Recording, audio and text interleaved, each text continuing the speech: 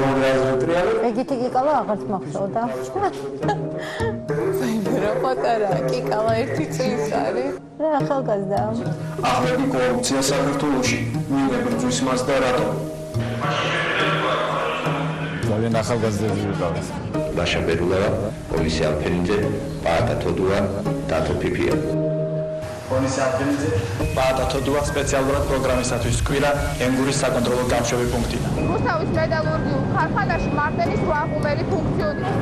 ქალაქის მერიასა და აღორძინების დაახლოებით 80,000 ლარი დაუждდება. ნინა ფაჯაია, გიორგი რამიშვილის სპეციალურად პროგრამისათვის კვირა.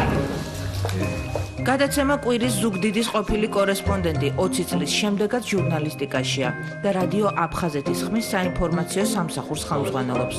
ახალი ამბები 20 წლის შემდეგაც მეორდება. ეხლა უთქვე რა გვაქვს? ბოტანიკური ბაღის. თბილისის ბოტანიკური ბაღს 300 წლიანი ისტორია. ზუგდიდის კიდევ ერთი კორესპონდენტი იხსენებს, რომ გალში ჟურნალისტები მაშინ თავისუფლად გადაადგილდებოდნენ. ხალხის ომის შემდგომ პრობლემებზე ღიად საუბრობდა. წლებია გალის მოსახლეობას აღარ შეხვედრია. ინტერვიუ, რომელიც მაშინ რუს გენერალთან ენგურის ხიდზე ჩაწერა, დღემდე დაამახსოვრდა. Мосту собой сторон накрыть стол от конца до конца 670 метров и за этим столом отпраздновать конец вот этих всех лихолетий, я бы так сказал. ეს გენერალი, რომელიც მთელი ენგურის ხიდზე სუფრის გაშლაზე ოცნებობს, ვითომ თავისი ჭკუით შერიგების სუფრის, მისი თანამოქალაქეები, ვინც არიან და სამხედრო, ასე ვთქვათ, თანამეინახეები, ეხლა ხელს უშლიან ყველანაირად, რომ ეს შერიგების პროცესი შედგეს, იმიტომ რომ დგანან მურმანის ეტლები. ეროვნულთშორისი ურთიერთობები და სოფლის თემა მჭიდროდ დაუკავშირდა ერთმანეთს იმ რეპორტაჟში, რომელიც ჩვენმა გორელმა კორესპონდენტმა მოგული და გორში ცხოვრობს და მშობლიური ქალაქიდან რადიო თავისუფლების კორესპონდენტია. დღეს მთავარ ცვლილებად იმას ხედავს, რომ იქ სადაც 20 წლის წინ სტენდაპი ჩაწერა, დღეს ჩასვლა შეუძლებელია. უახლოა ცხინვალის ცენტრალურ ყუბანში ვდგავარ. ცხინვალში სტაბილური სიტუაცია.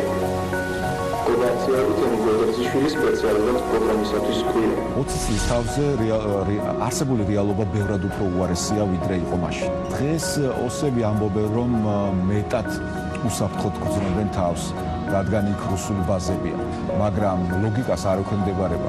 თუ უსაფრთხოდ გრძნობ თავს, მაშინ უფრო გახსნილები იყვნენ ოსები, მაშინ უფრო მეტად ცდილობდნენ ურთიერთობის დამყარებას, თქვათ, ქართულ საზოგადოებასთან, ჩვენთან, ჟურნალისტებთან.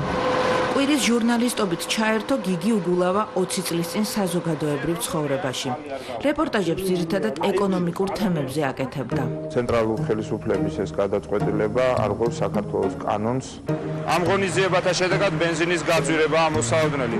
საუკუნის პროექტის განხორციელება პრეზიდენტ შევარდნაძის ბოლო პერიოდის მმართველობის უდავო გამარჯვებაა. ასე რომ სიგარეტისა და სპირტის ომების შემდეგ ბენზინის ომსაც უნდა ველოდოთ. ჟურნალისტიკით დაიწყო, მაგრამ მალე მეტი ამბიცია გაუჩნდა და კვირის კორესპონდენტობიდან არასამთავრობო სექტორში გადაინაცვლა.